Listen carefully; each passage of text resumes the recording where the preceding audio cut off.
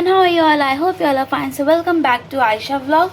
So today we are going to read the part 4 of the Sierra Nevada, California by 2 degrees by GRATZ. We have completed the um, part 3 of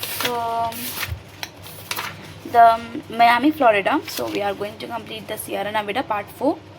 There are 6 chapters basically in this, so we will be completing 4. Why? Because the first one is little big, the second one is little small, the third one is also little big, and the fourth one is very small. So we are going to read these 4 stories in today's video. So let's start.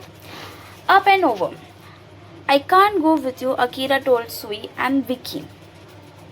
Akira looked longingly at Vicky's picking up truck and its promise of instant escape from the wildfire. It was surprisingly hard to leave Sue too, but Akira couldn't abandon her horse. I left Dodger once before, Akira said, and I promised I'd never do it again. Basically, Vicky is a woman in a car who was finding his own husband and child, and Akira was passing by his horse and Sui. Like maybe they were just standing for a moment, so they saw her and asked what happened. So she said that Vicky said, I don't know whether it's a girl or a boy, I forgot, but sure he said like I was in some, she was in busy in some work, I forgot it. Wow, my mind. She was in some work and she heard the news of wildfire, so she returned to find his husband and child, and she was, unfortunately, she can't find them. So this is what it says. So here she said, come on, I will help you all. Come, Sui, sit with me. So Shui get into the car and she called Akira also, but Akira said that I can't leave my Dodger, her dog once, because she has already left him with the once when they were in walking with the Sui and his dad. They were sitting in the car to escape and they left their horses in the wildfire. I promised I'd never do it again. Vicky tried to talk her out of it, but Akira's mind was made up. She gave Vicky her number and her mom's number though, and asked Vicky to call her mom with an update when she got a signal. Sui gave Akira her number too, so we can see each other again. Come hail or high water, Sui told her. Akira laughed. She had thought before that Sui might be somebody who could become a real friend, and she was sure of it now, maybe even a best friend. And Akira still hadn't gotten the story of what those scars on her head were all about. You can count on it, Akira told her. If not, all hell's gonna break loose. Sui smiled. And if you see my husband, Vicky said, but couldn't finish. The smile left Akira's face. She nodded, understanding. Akira sat in her saddle and waved as the picking up truck disappeared into the smoke. When it was finally gone, Akira let out a quick, anxious breath. Her heart was beating 1,000,000 miles a minute. It's just you and me now, Dodger, Akira said. Dodger wind, and she patted his wither. Let's get over the mountain and get home. Akira turned Dodger off the road and ran him as quick as he could go through the woods and up the mountain. The blackened, burnt trees eventually gave way to leaf ponderosa pines, and then to understand bear clover and white elder. And at last she and Dodger were back among the monash again, the giant Ciosius, right where they had started that morning. The dry stuff on the ground here hadn't burned, which surprised her. Not that it wouldn't hurt the monarch if it did, as her dad liked to remind her. These giant squash had lived through the worst the world could throw at them for 1,000 human generations, and they would live another 100 more. Her dad also liked to say, when you are lost, go bigger to get more perspective. So that's exactly what Akira had done, and her dad was right. From up here on the mountain top, Akira could see everything, including her horse. Down the other side of the mountain, there was smoke between here and there, but Akira didn't see the glow of flames. Was the smoke she was seeing from the Mori's fire on the other side of the mountain, or had lightning strikes started other smaller wildfire on his side of the region too? There was no way to let Akira put a hand to the soft, dry bark of a sequoia. She wished she could stay, but while the giant square would survive if Maurice swept through, she and Dodger definitely would not. Okay, Dodger, Akira said.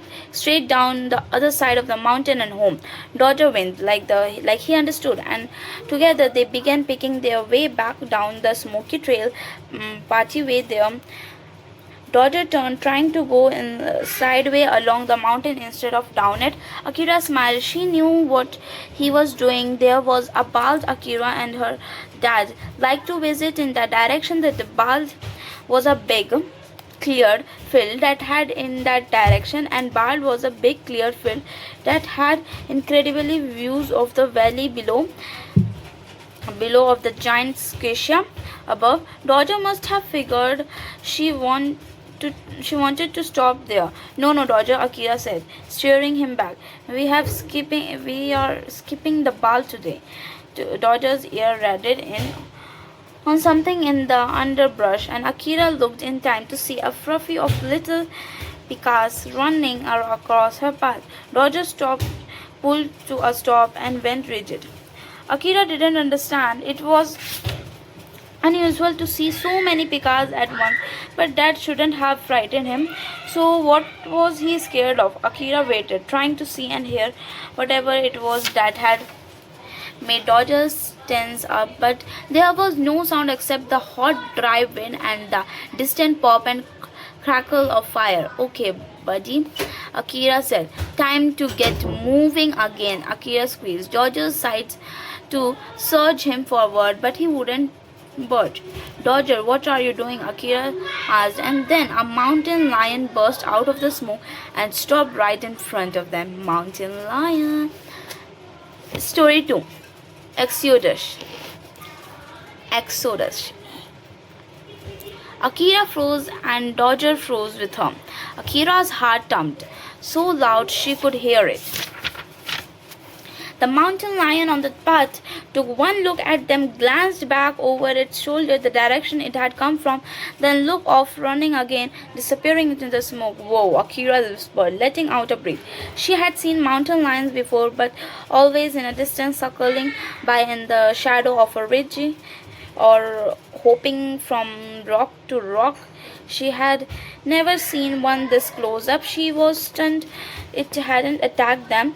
Mountain lions were prize predators, sometimes even hunting horses as big as Dodger, but this one hadn't given them a second look. Looks like we got lucky, Akira told Dodger. And then incredibly, Dodger turned to follow the mountain lion. Whoa, whoa, whoa. Dodger, we are going this way, Akira said, steering him back. Why do you want to go that way? We just saw a mountain lion running that direction. Dodger followed her lead, but reluctantly. Akira frowned. Why was he fighting her so much? A moment later, Dodger froze again as a small herd of big-horned sheep thundered past, going the same direction as the pikas and the mountain lion. Akira was so surprised she almost jumped out of her saddle, but like the other animals, the big-horned sheep barely noticed that she and Dodger were there, or didn't care. Even the sheep were gone. Even the sheep, where I was. Even the sheep. When the sheep were gone, Dodger couldn't budge. Okay, what is going on? Akira said. The wind suddenly shifted, blowing hot and fast from the direction all the animals had come from. Akira turned to look in time to see flames racing along the forest floor, like a living thing chasing after all the animals. There was a wildfire on this side of the mountain. The fire cramped up a pine and whoop, the tree burst into flames. Akira flinched and Dodger reared back. Boom, boom, boom. Another tree caught on fire and suddenly the fiery predator was reaching out its burning paws for Akira and Dodger, the bald. Next story, the bald.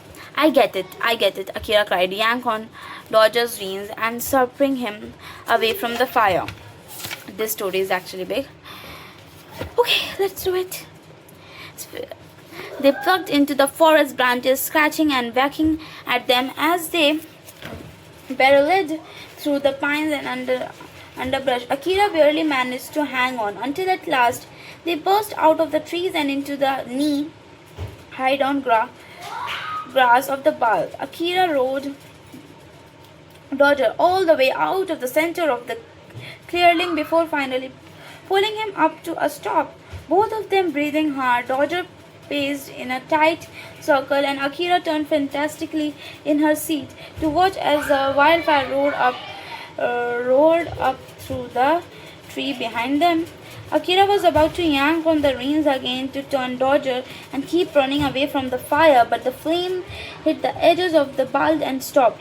The fire burned a little way into the grassy field, but it seemed to like the taste of the pine tree all around it much better. Akira watched as the flame snatched around it Akira watched as the flames snatched first this group of trees, then that one, circling the round ball, but leaving the interior of it untouched. Akira shuddered and Dodger winkled in panic. I know, boy, I know. Just stay calm, Akira said, her heart hammering in her chest. Dodger was still dancing, still eager to turn and run, but he was a good horse and did as he was told. In less than a minute, the blaze completely surrounded them. Akira and Dodger were trapped in the barn, but safe for the moment. Akira slumped in her saddles. I'm sorry, she told Dodger. I will listen the next time you are trying to tell me something. Dodger snorted, as if to say, you better. Dodger was still nervous. He spun in place, trying to put his back on the fire, but always finding more fire in front of him. Akira knew they actually had a minute's peace, but there was no way to tell him. She got an apple out of her backpack to distract him instead and ate one herself. The bighorn sheep that had run past them were milling around on the far side of the ball. Did that mean the mountain lion was stalking around somewhere in the grass too? If it was, Akira hoped the mountain lion was more afraid of the fire than it was hungry right now. The clearing let Akira see farther down the mountain, and she spotted another wildfire burning in the valley between the bald and her house. If the fire kept growing, or if the wind changed direction, Akira's house would be directly in its path. Akira felt her stomach clench up at the thought, and the bite of apple she was swallowing went down hard. Suddenly, she wasn't very hungry anymore. Dodger's ears wheeled towards something back down the mountain, and Akira turned to see. Akira stared in surprise. She had seen a lot of strange things today, but this might have been the strangest. A huge jet plane, like the kind you flew to other cities in, was coming down the canyon right towards them. Flying was too low to be a passenger plane thought through. Big planes like that weren't supposed to be so close to the treetops. Goosebumps went up and down Akira's arm.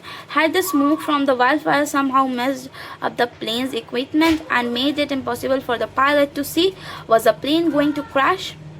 Akira held her breath and Dodger danced underneath her, ready to run. At the last second, the plane banked wide along the side of the mountain, showed Akira its belly, and then straightened out to go shooting along the front edge of the fire. Big doors opened on the bottom of the plane, and a ruby-red cloud of chemical poured out, coating the green trees. Whoa, Akira said. It's a fire plane, she thought. They only use planes with propellers for this sort of things, not jets. The colorful fire radiant drew Akira's eyes to the front line of the fire, and she saw a group of tiny figures using axes and bulldozer to fight the blaze in the valley. Call fire. They were trying to create a fire break, a buffer zone like the Bals were. There would be nothing for the wildfire to burn. Akira couldn't imagine how exhausted the firefighter must be, wearing all that heavy gear and working so hard right next to the scorching blaze. Akira was battered in sweat, just sitting on a horse with the hot, bright flames 50 yards away from her. Dodger trotted impatiently, circles in the middle of the ring of fire, and Akira did what she could to calm him. She couldn't blame him for being on edge, though. She was nervous too. How long would it take the fire to sweep past them? What if the wildfire in the valley spread before they could escape and blocked their way home? Over the Inferno's roar, Akira heard a low, even drone. She spun Dodger around in time to see another huge jet plane heading straight for them. Against it looked impossibly low, like it was going to hit the mountain, but this time the jet didn't shiver. It kept coming straight for Akira. This one was coming to put out their fire. Dodger, we are saved, Akira said. The plane's gonna cut us apart. Now the last one, which is of one page only. Blasted. It's actually blasted. Yeah. The jet plane flew closer, straight for the Bal. Its big bottom doors opened, and bright red fire radiant came spilling out in a huge cloud. Whoosh! Akira pumped her fist in the air. Woohoo! She cried, but the jet kept getting closer and red stuff kept pouring out the bottom. Dodger turned his way and that, afraid to the coming cloud. Akira reined him in, hoping the deluge would stop. But it didn't. The mass of fire radiant wasn't just going to hit the fire, it was going to hit the Bal too. Akira turned Dodger to run, but too late. The bright red cloud hit them like a boom boom and blasted them with chemicals. Every sense Akira had was overwhelmed by the stuff. It stung her eyes. It stung her eyes, wept up her nose, filled her throat, thundered in her ears, and covered every inch of her skin. She caught and reached, and then almost fell out of her saddle as Dodger reared up on his hind leg in a panic. Akira clung blindly on the reins, the saddle. Dodger's mean anything she could to not fall off, and before she could stop him, Dodger thundered out of the clearing, carrying them both into the heart of the fire. So, here we end with our fourth story, and this video goes to almost 18 minutes. It's surprisingly. So, tomorrow we are going to complete this story. We are only left with two stories of this part. One is Through the Fire, the second is Burned. Through the Fire is also small, and Burned is a little bit big. Well, so if you find this video interesting and you like it, you think it's so helpful, so please like, share and subscribe. So this is for today. Bye bye.